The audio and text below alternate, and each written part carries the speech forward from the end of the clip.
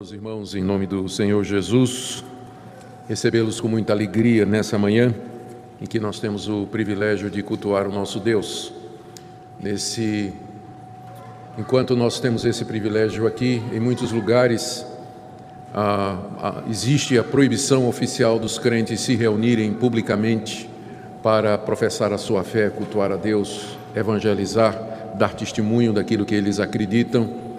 Na verdade, nós vivemos um grande privilégio e nós devemos dar graças a Deus por isso e aproveitar a oportunidade, enquanto podemos, de cultuá-lo de todo o coração, porque poderá haver ou chegar uma época ainda, quando nós estamos vivos, em que a liberdade religiosa ela pode ser restringida de tal maneira que até a possibilidade de culto público seja dificultada, como é em muitos lugares do mundo hoje. Mas graças a Deus, por enquanto, Ele nos dá esse privilégio de culto e nós nos alegramos muito com isso. Eu queria convidar os irmãos a abrir a palavra de Deus no Evangelho de Marcos e vamos ler apenas o versículo 1. Marcos capítulo 1, verso 1. Princípio do Evangelho de Jesus Cristo, Filho de Deus. Esse é o versículo inicial desse Evangelho que nós começaremos a estudar nesse domingo. Nosso objetivo é fazer uma série de estudos no Evangelho de Marcos durante o ano e hoje nós estamos começando. Nós vamos orar pedindo que Deus nos ilumine, que Deus nos oriente e que a leitura e exposição da sua palavra fale realmente ao nosso coração. Ó Pai, que privilégio para nós podermos nos reunir sob o Teu nome com o objetivo de Te cultuar, confessar o nome de Jesus, aprendermos uns com os outros, cantar louvores, sermos edificados. Nós pedimos, ó Pai, que Teu Espírito Santo conduza a exposição da Tua palavra de tal maneira que Teu povo seja edificado nesta manhã.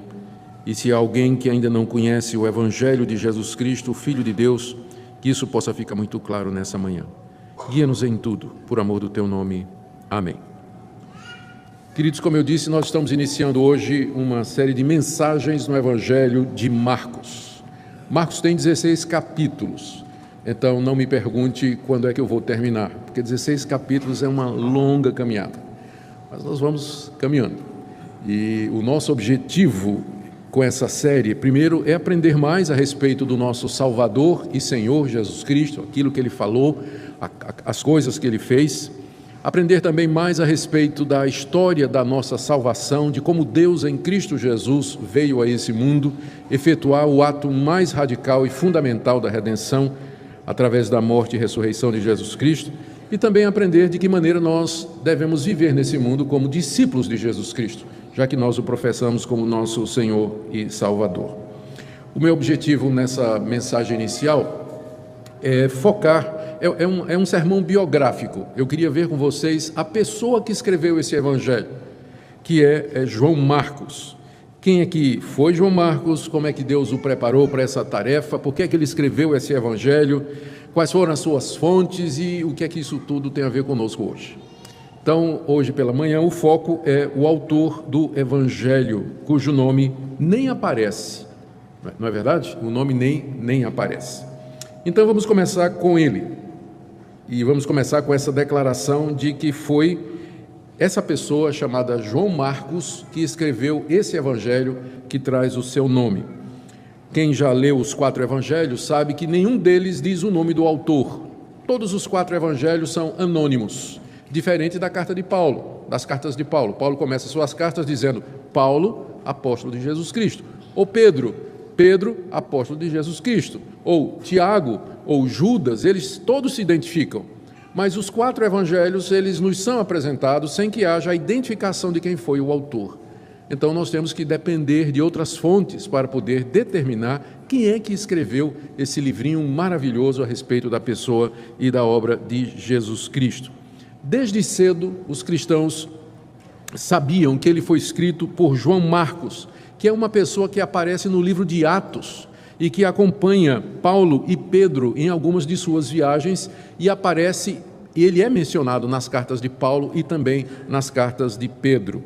E já no século II, muitos líderes cristãos se referiam a esse livro como tendo realmente sido escrito por João Marcos. Por exemplo, Papias, que foi um discípulo do apóstolo João, no ano 140, ele já faz referência a esse evangelho como tendo sido escrito por essa pessoa, João Marcos. Justino Mártir, que foi um dos pais da igreja, o nome dele indica já de que maneira ele morreu martirizado por conta do nome de Jesus. No ano 150, também ele já menciona o evangelho como sendo obra de João Marcos. Ireneu, que foi um grande apologista, defensor da fé cristã, no ano 185 também já menciona João Marcos, e Clemente de Alexandria, um líder, um estudioso de grande influência no século II, no norte da África, também já conhecia Marcos, o Evangelho, como tendo sido escrito por Marcos. Então nós temos todas as evidências possíveis de que esse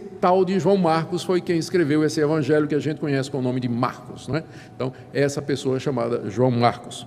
Agora, tem uma informação de um desses pais da igreja, é o nome que a gente dá aos discípulos dos apóstolos, tem uma informação de um deles que é muito interessante. Eu me refiro a Papias.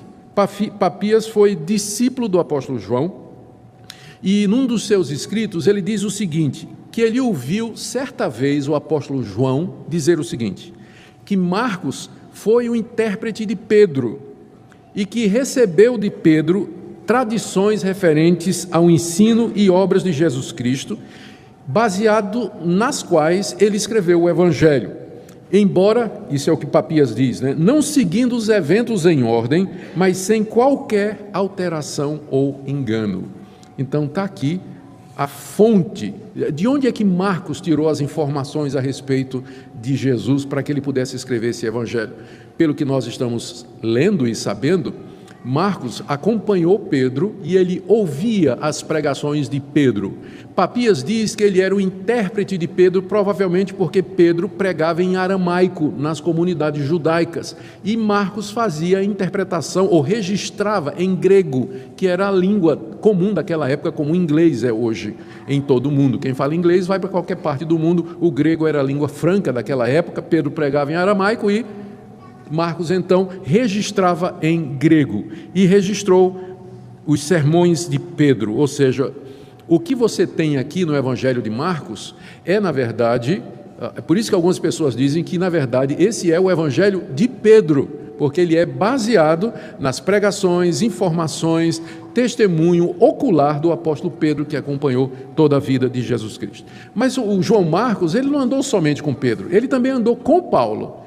Nós vamos ver isso no livro de Atos. E não somente com Paulo, ele andou com Lucas, que foi um que também escreveu outro evangelho. Ou seja, embora Marcos, ao que tudo parece, ele não foi um discípulo de Jesus enquanto Jesus era vivo, mas ele caminhou com os apóstolos e os discípulos de Jesus Cristo, e é daí que ele tirou todas as informações para escrever esse evangelho que nós temos aqui. Então nós podemos dizer com segurança que o evangelho de Marcos é fruto do testemunho ocular, do testemunho de pessoas que andaram com Jesus, participaram da vida de Jesus e que depois viram o crescimento da igreja fundada por Jesus. Mas então, o que é que a gente sabe sobre João Marcos? A história desse moço é muito interessante. A primeira coisa que a gente pode afirmar sobre ele é que ele morava em Jerusalém quando ele era jovem. E que a mãe dele tinha uma casa que era o point dos cristãos lá em Jerusalém. Quando os cristãos queriam se reunir, vamos fazer a reunião, vai ser na casa de quem? Na casa de Maria, mãe de João Marcos. Na casa de Maria, mãe de João Marcos. A gente sabe disso com base lá no livro de Atos, capítulo 12, versos 11 e 12. Ali tem aquele episódio em que Pedro estava preso, a igreja estava orando por ele, reunida, e Deus mandou um anjo que libertou Pedro. Pedro então saiu da prisão e ele foi para onde? Olha o que o texto diz. Pedro, caindo em si, disse: agora sei que o Senhor enviou o seu anjo e me livrou da mão de Herodes e de toda a expectativa da nação judaica. Considerando Pedro a sua situação, resolveu ir à casa de Maria, mãe de João, chamado Marcos, onde muitas pessoas estavam congregadas e orando. Então, Marcos cresceu nesse ambiente em que a casa dele era uma casa-igreja, era onde os apóstolos se reuniam lá em Jerusalém. e é onde eles se reuniam para orar, e é para onde Pedro foi assim que ele saiu da prisão. Lá estava, né, quem sabe João Marcos já estava participando dessa reunião de oração pela libertação de Pedro. Alguns estudiosos acham que foi nessa mesma casa que Jesus reuniu os seus discípulos na noite da traição para celebrar a última Páscoa. Lá no Evangelho de Marcos, não é? O próprio Evangelho de Marcos, capítulo 14, no verso 13 e 15, nós vemos Jesus dizendo para os discípulos: vocês vão entrar na cidade e vocês vão encontrar uma pessoa assim e assim, e ele mostrará um espaçoso cenáculo mobiliado e pronto, ali fazer os preparativos para a Páscoa. Cenáculo é um primeiro andar. Naquela época as casas eram feitas dessa forma, o andar de baixo tinha tudo, cozinha, sala, quarto, era um grande vão onde se fazia tudo isso. E no primeiro andar era uma espécie de salão social que às vezes servia também para o pessoal deixar o trigo e outros cereais para secar durante o verão para serem aproveitados depois. Então era ali no primeiro andar da casa de Maria, mãe de João Marcos, que Jesus provavelmente se reuniu com seus discípulos na noite em que ele foi traído, para celebrar a ceia e indicar a traição de Judas. Era a mesma casa de onde João Marcos cresceu como jovem e adolescente. Veja só aqui uma outra evidência, no livro de Atos, diz que depois que Jesus morreu e ressuscitou, os discípulos voltaram para Jerusalém e subiram para o cenáculo. Então, todo mundo já sabia o que era o cenáculo. Era o primeiro andar da casa de Maria, mãe de João Marcos. Tanto é que não precisa de mais referência. Voltaram e subiram para o cenáculo, onde se reuniram, estavam lá orando, esperando a chegada do Espírito Santo. E diz lá que estavam lá com eles as mulheres, como Maria, mãe de Jesus, os demais irmãos. Provavelmente Maria, que era a dona da casa. E quem sabe a essa altura já João Marcos, não é? Tem um detalhe no Evangelho de Marcos que não tem em nenhum outro evangelho e que parece ninguém saber por que foi colocado lá. Está lá em Marcos 14, 51, 52. É quando Jesus é preso, ele é levado pelas ruas de Jerusalém para a casa do procurador, do governador Pôncio Pilatos, e Marcos diz o seguinte: e seguia a Jesus um jovem coberto unicamente com um lençol e lançaram-lhe mão. Pegaram ele, os soldados pegaram, né? E Jesus estava sendo carregado e de repente vem um jovem coberto com um lençol seguindo atrás, né? Aí os guardas disseram: ué, quem é esse moço aqui? Pega, pega, né? Aí quando ele viu, ele fugiu nu e deixou o lençol. Por que que esse registro está nesse evangelho e não está nos outros? Alguns dizem que era Marcos. E ele colocou essa lembrança pessoal no evangelho que ele escreveu. Era o próprio Marcos ali, não é, que fugiu pelado na hora do vamos ver, não é? Deixou o lençol lá e ele registra isso aí como que para dizer: eu estava lá, eu vi quando eles pegaram Jesus Cristo e o levaram. O apóstolo Pedro, mais tarde, na primeira carta que ele escreve, na primeira carta, no capítulo 5, verso 13, ele se refere a Marcos dizendo assim: aquela que se encontra em Babilônia, também eleita, vos saúda como igualmente meu filho Marcos. Então, essa expressão, se entendida espiritualmente, ela se refere a Marcos, e que Marcos era filho espiritual do apóstolo Pedro, o que agora começa a juntar o quebra-cabeça. Marcos cresceu naquele ambiente ali e foi Pedro quem o conduziu à fé em Cristo Jesus. Ele era discípulo de Pedro, lá em Jerusalém. Meu filho Marcos. Pedro escreve isso já estando em Babilônia. E o que mais nós sabemos? Bom, depois que o João Marcos se torna um crente em Jesus Cristo, ele se torna auxiliar de Paulo e de Barnabé. Quando? Nós lemos lá no livro de Atos, capítulo 12, que Barnabé e Paulo foram fazer uma visita a Jerusalém para trazer uma oferta para os pobres. E lá eles devem ter recebido recomendação de Pedro dizendo o seguinte: tem um rapaz aqui, é filho de Maria, sabe aquela Maria, dona do cenáculo? Pois é, o João Marcos, ele se converteu, é um jovem zeloso, ele tem um coração em missões, ele deseja servir a Deus. Por que vocês não levam ele como aprendiz nas viagens de vocês para que ele possa pregar o evangelho? E talvez isso, o que ajudou também, era que esse Marcos era primo de Barnabé, que estava com Paulo, porque Paulo se refere a ele como sendo primo de Barnabé em Colossenses 4, verso 10, quando ele diz assim: saúda-vos Aristarco, prisioneiro comigo, Marcos, primo de Barnabé. Então, Barnabé já estava lá, o primo Marcos tinha se convertido, tinha sido discipulado por Pedro, era um jovem desejoso de fazer missões, queria pregar o evangelho. Então Pedro provavelmente deve ter chegado e dito: olha, leva o rapaz como trainee, ele vai ser uma grande bênção. E aí Paulo e Barnabé voltam para Antioquia, levando em sua companhia João Marcos, como está escrito no livro de Atos, capítulo 12, verso 25. Barnabé e Paulo, cumprida sua missão, voltaram de Jerusalém, levando também consigo a João, apelidado de Marcos. Então, vocês estão seguindo aí a trajetória do rapaz, não é? Ele, de alguém que foge pelado para não ser preso por conta de Jesus, ele agora se torna um missionário, ele quer pregar o evangelho, e ele sai junto com o apóstolo Paulo para o trabalho de missões. E depois de um tempo, lá em Antioquia, João Marcos acompanha Paulo e Barnabé como auxiliar na primeira viagem missionária. Lá no livro de Atos, capítulo 13, nós lemos que Paulo e Barnabé ministravam na igreja de Antioquia. E o Espírito Santo separou Paulo e Barnabé para ir anunciar o evangelho entre os gentios. E eles saíram levando consigo exatamente o João Marcos como sendo auxiliar. Eu leio aqui no capítulo 13, verso 5 do livro de Atos. Enviados pelo Espírito Santo, Paulo e Barnabé desceram a Seleucia e ali navegaram para Chipre. Chegados a Salamina, anunciavam a palavra de Deus nas sinagogas judaicas e tinham também João como auxiliar. Então, João Marcos estava naquela primeira viagem missionária que o apóstolo Paulo fez e que está registrado no livro de Atos, juntamente com Barnabé. Mas aí aconteceu uma coisa que meio que manchou o currículo de João, que nós lemos no capítulo 13, verso 13. E navegando de Pafos, Paulo e seus companheiros dirigiram-se a Perge da Panfilha para pregar o evangelho. João, porém, apartando-se deles, voltou para Jerusalém.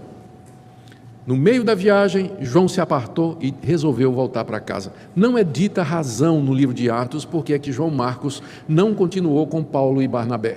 Alguns acham que ele sentiu saudade de casa, alguns acham que ele, diante das perseguições, das chibatadas e das pedradas, ele meio que teve uma recaída do jovem nu que fugiu sem o lençol, e ele era meio que instável, pelo jeito, e ele resolve simplesmente abandonar a equipe missionária e ele volta. Ele não aguentou o tranco da primeira viagem missionária, e ele voltou para casa. Voltou para casa porque estava muito difícil. E isso desagradou o apóstolo Paulo. Tanto é que mais tarde, quando acabou a primeira viagem, e eles resolveram fazer uma segunda viagem, Barnabé queria levar João Marcos de novo, mas Paulo disse: de jeito nenhum, ele não vai mais conosco. Veja o que diz aqui no capítulo 15 de livro de Atos, de 36 a 41. Alguns dias depois, disse Paulo a Barnabé: voltemos agora para visitar os irmãos por todas as cidades nas quais anunciamos a palavra de Deus, para ver como passam. E Barnabé queria levar também a João, chamado Marcos, mas Paulo não achava justo levarem aquele que se afastara desde a Panfilha, não os acompanhando no trabalho. E houve entre eles tal desavença que vieram a separar-se.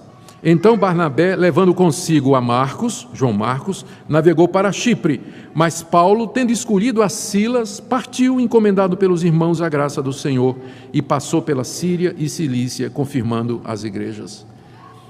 A desavença foi tão grande com relação à questão do obreiro que Paulo e Barnabé, que eram colegas, eles não conseguiram mais andar juntos. Resolveram que a melhor coisa era separar a equipe, porque Barnabé queria levar o sobrinho, o primo, e Paulo diz: não é justo levá-lo, porque na primeira vez ele voltou atrás, ele não é de confiança, ele vai dar dificuldades, vai dar problemas. E os dois discutiram e eles se separaram. É difícil dizer quem está com a razão, não é? O livro de Atos não diz quem está certo, nem diz que está errado, mas apenas mostra que há momentos em que a melhor coisa é a separação mesmo. Não dá mais para andar juntos. E não é uma questão moral, não foi um problema doutrinário. É que não deu. Simplesmente não dá para andar juntos, não conseguimos concordar em determinados pontos.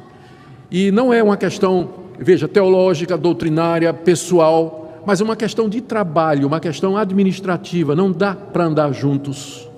E eles então se separaram. E aí diz que Deus abençoou os dois, não é?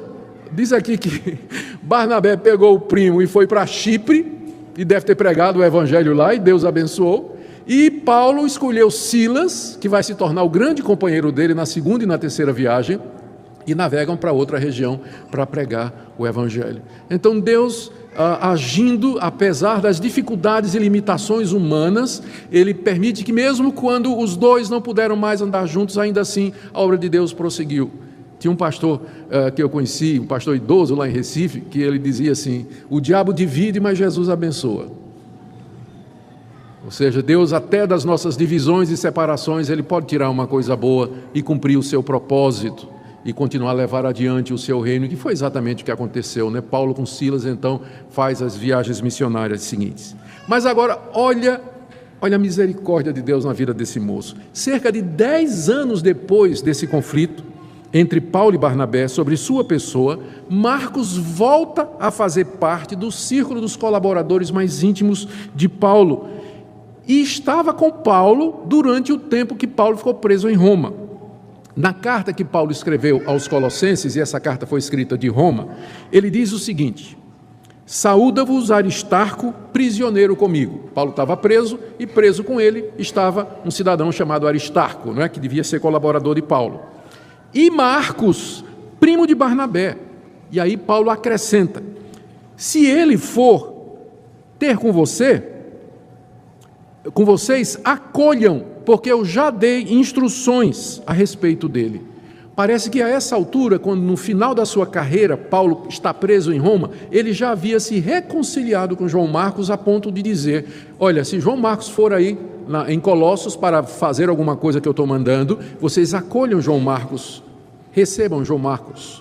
E tudo indica, sim, e de lá na mesma época, Paulo escreve a Filemão, preso em Roma, e diz: saúdam-te Epáfras, prisioneiro comigo em Cristo Jesus, Marcos, Aristarco, Demas e Lucas, que escreveu o outro evangelho, meus cooperadores. Você vê que Marcos agora já está de volta servindo ao apóstolo Paulo.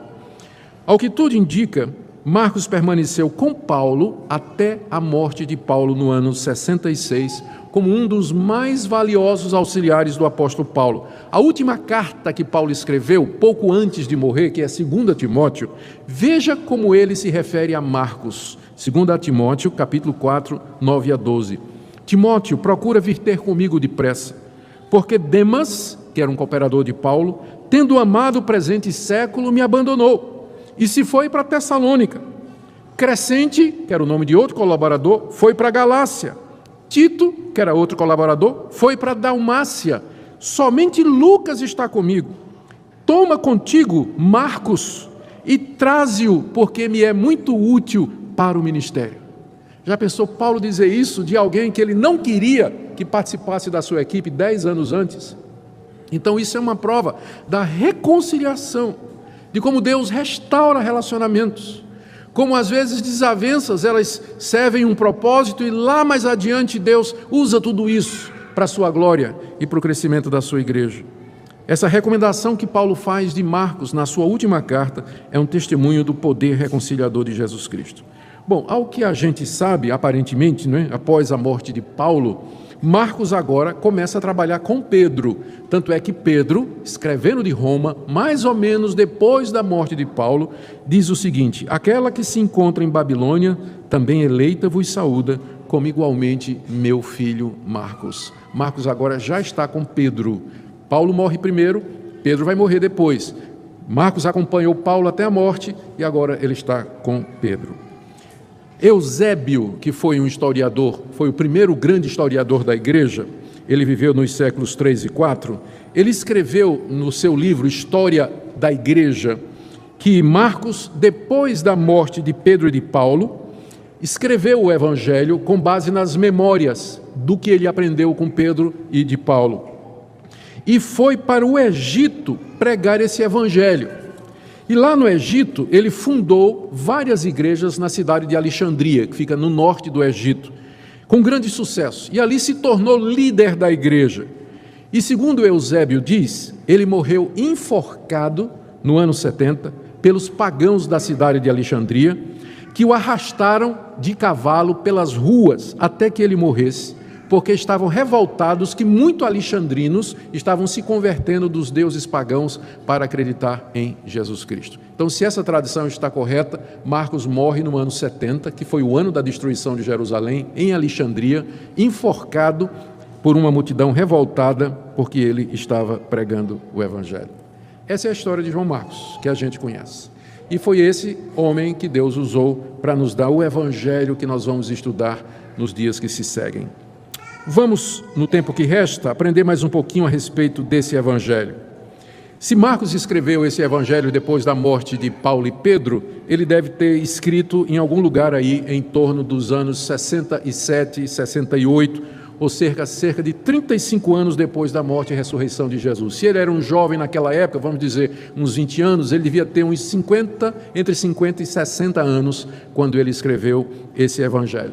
Ele escreveu de Roma, segundo a tradição nos informa, e escreveu esse Evangelho para os cristãos da cidade de Roma. E a maioria desses cristãos não era judeu, não era judia, não é?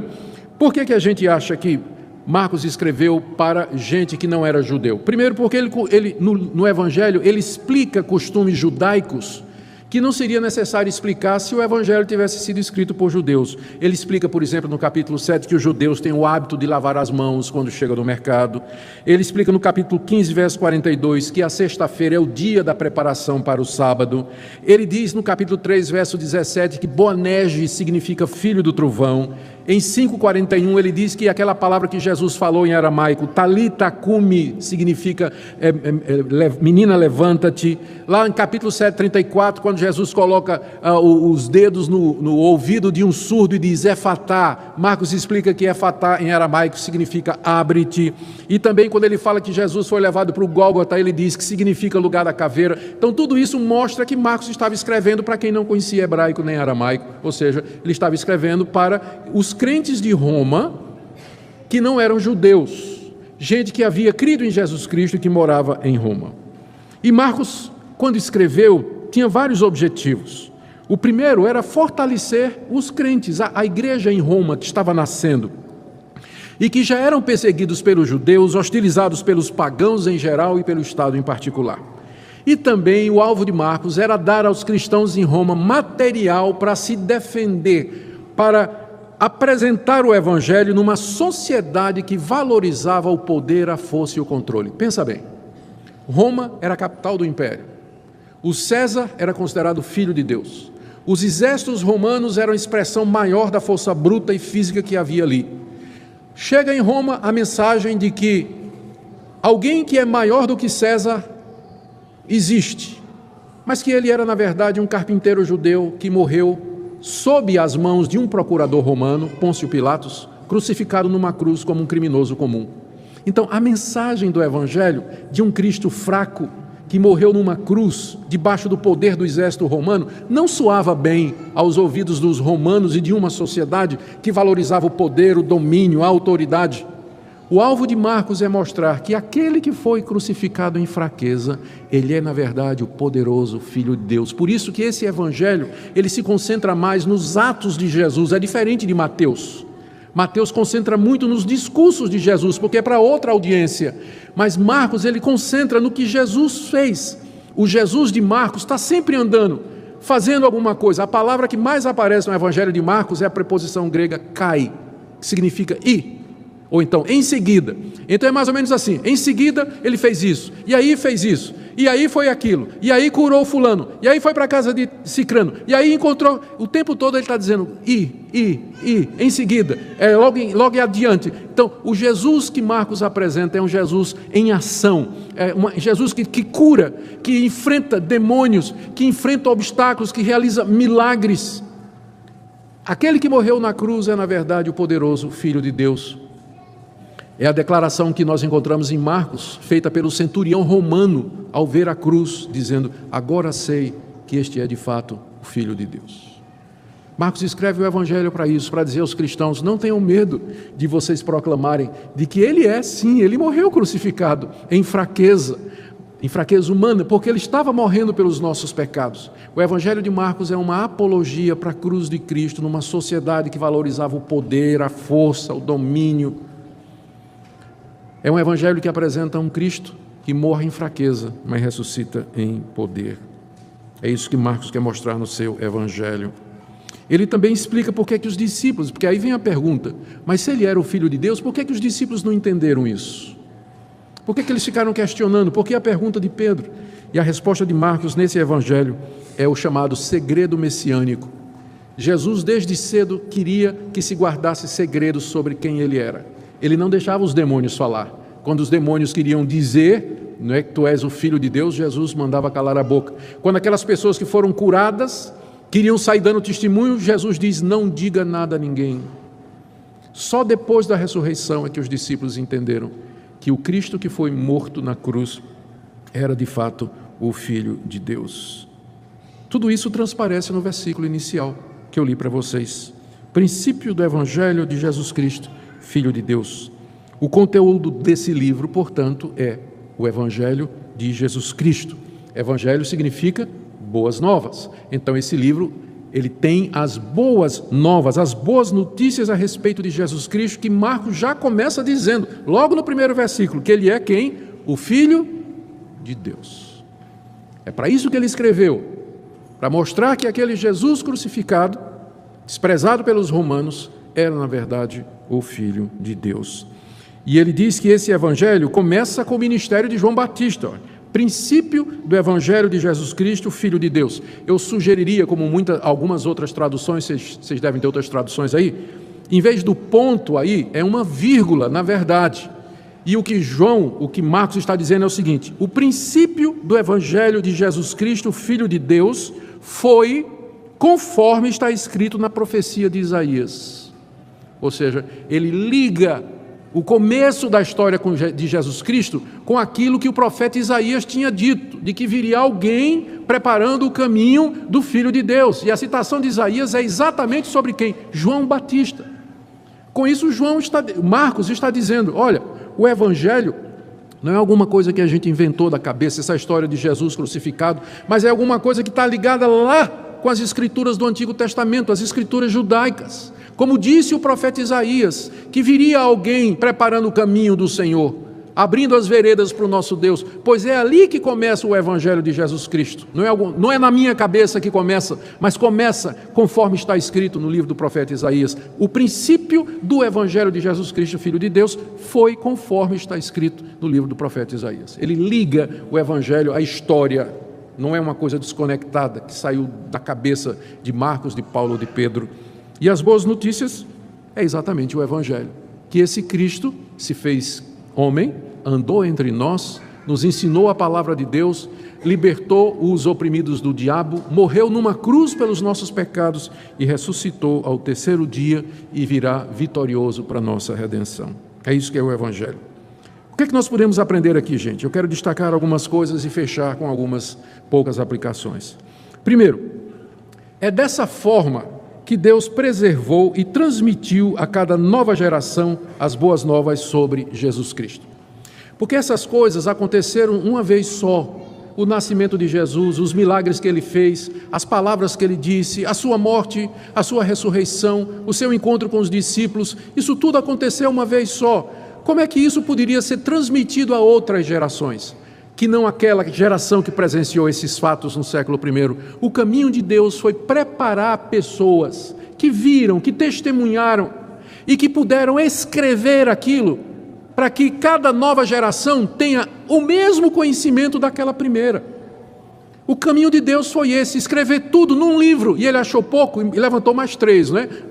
Mateus, João e Lucas, que além de Marcos registraram a mesma história de ângulos diferentes. Mas esse é o caminho de Deus. É por isso que nós estamos esse ano comemorando 500 anos da Reforma Protestante. Um dos slogans da Reforma Protestante, na verdade, o seu moto principal é só a Escritura, só a Escritura. porque esse é o caminho de Deus, de nos dar conhecimento a respeito de Cristo. É só a Escritura, não é através de sonho, de visão, de revelação, de homens com ideias estranhas, de gente que aparece com novidade, mas o caminho de Deus foi levantar pessoas como João Marcos, que ele preparou, fez com que acompanhasse as testemunhas, registrasse tudo, para que você e eu hoje tivéssemos certeza de que ao ler o Evangelho, nós estamos diante da verdade dos fatos. É dessa forma que Deus faz. Segunda coisa, aqui você aprende nós aprendemos qual foi o principal trabalho dos apóstolos. Por que Deus levantou aqueles 12? Por que Deus levantou aquelas pessoas e depois deles não levantou mais ninguém? Porque o trabalho daqueles 12 homens que Jesus chamou, depois Judas é substituído por Matias, o trabalho deles foi exatamente ser testemunha destas coisas, para que depois eles mesmos escrevessem ou passassem o testemunho para alguém, como é o caso de Marcos, que recebeu o testemunho de Pedro e de Paulo, passasse para alguém o que aconteceu naqueles dias, para que ficasse registrado infinitamente, para sempre e de maneira inerrante e infalível. É por isso que nós não precisamos de apóstolos, nós não temos apóstolos, não temos mais gente que é testemunha de Jesus. A condição para ser apóstolo é que fosse testemunha dos fatos relacionados com Jesus Cristo, ter acompanhado Jesus da história, visto o Cristo ressurreto. Ninguém hoje mais preenche essa condição. Aliás, desde o século I, ninguém mais preenche essa condição. Porque o trabalho principal é exatamente esse, não é? E aqui eu queria chamar a sua atenção para mais um ponto. A maneira como Deus inspirou esse livro. Você acha que o livro de Marcos é inspirado por Deus? Eu creio que é. Ele relata a verdade. Você acha que o livro de Apocalipse é inspirado por Deus? Também é inspirado por Deus, mas eles foram recebidos e dados e produzidos de maneira diferente. O livro de Apocalipse foi dado como? João estava preso na ilha de Patmos, e de repente os céus se abrem, e ele tem uma visão do Cristo ressurreto, passando para ele, ditando para ele aquilo que ele deveria escrever, e mostrando coisas que ele deveria registrar. Ou seja, João recebeu o livro de Apocalipse de maneira direta, numa revelação. João Marcos não deve ter tido uma única revelação quando ele escreveu esse evangelho, porque tudo foi baseado nas informações de Pedro, nas informações de Paulo, contudo é tão inspirado quanto Apocalipse. Não é? Eu estou dizendo isso porque tem gente que acha que Deus só está no sobrenatural. Deus só age de forma sobrenatural. Não. Deus age no cotidiano, através da sua providência, em cada detalhe. A mão de Deus silenciosa, invisível, perceptível, guiando a história e realizando o seu propósito. Foi tão sobrenatural Deus preparar João Marcos, aquele jovem, para escrever esse evangelho, quanto fazer os céus se abrir na ilha de Patmos e mostrar o futuro a João para escrever o Apocalipse. É o mesmo Deus, e o final é o mesmo. O evangelho de Marcos é tão inspirado quanto o livro de Apocalipse. Então, antes de você dizer, né, tem muita gente que quer valorizar o sobrenatural, o sonho, a visão, a revelação. Eu queria que você pensasse nisso. Como Deus age através das causas humanas, normais, naturais, para realizar os seus propósitos. Às vezes Ele age de forma sobrenatural, Ele é Deus, Ele faz o que Ele quer. Mas normalmente Ele age através de circunstâncias, das leis que Ele mesmo estabeleceu, através da providência, através da história, através das circunstâncias.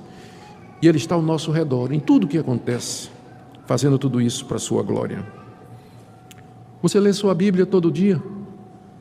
Ela é a revelação de Deus para nós. Ela é a dádiva de Deus para o seu povo. É nela que você vai conhecer Jesus Cristo. Não adianta você dizer, Deus, aumenta a minha fé. Deus, eu quero te conhecer mais. Ai, Deus, eu estou com dúvida. Se Deus fosse aparecer a você, Ele provavelmente diria o seguinte: por que você não vai para a palavra que eu já te dei? Porque ali está a resposta para todos os teus questionamentos. Ali você vai encontrar tudo o que eu quero que você saiba. Vá estudar. Em vez de ficar pedindo revelação e sonho e visão, vá ler a Bíblia. Como alguém já disse, você quer ouvir Deus falando? Leia a Bíblia.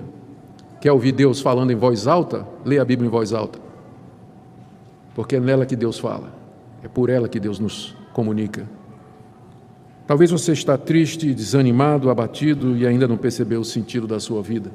O Evangelho é a boa notícia de Jesus Cristo, Filho de Deus, que Deus nos amou e Ele mandou o seu Filho a esse mundo para nos perdoar dos nossos pecados E disso nós podemos ter certeza, porque Ele deixou esse registro escrito por pessoas que estavam lá, inspiradas pelo Espírito Santo, para que você e eu pudéssemos ter plena convicção das verdades que nos foram ensinadas. Que Deus fortaleça o nosso coração na Sua palavra e que nós amemos esse Evangelho que nos foi dado, pela graça de Deus. Oremos. Ó Deus, te damos graças, porque o Senhor levantou aquele moço lá de Jerusalém, que o Senhor guiou a vida dele, quando ele se converteu, quando ele creu. O Senhor usou Pedro. Te agradecemos que depois o Senhor o levou para o trabalho, para trabalhar com Paulo e Barnabé. Te agradecemos que mesmo que ele pareça ter falhado, voltando atrás, depois ele estava outra vez no serviço do Senhor, mostrando a Tua graça. Te damos graças porque o Senhor usou para escrever o Evangelho. Nós pedimos ao Senhor que Tu nos ajudes a entender o valor da Bíblia, o quanto ela custou para ser escrita, para que nós amemos essa palavra, a estudemos e dela nos alimentemos todo dia.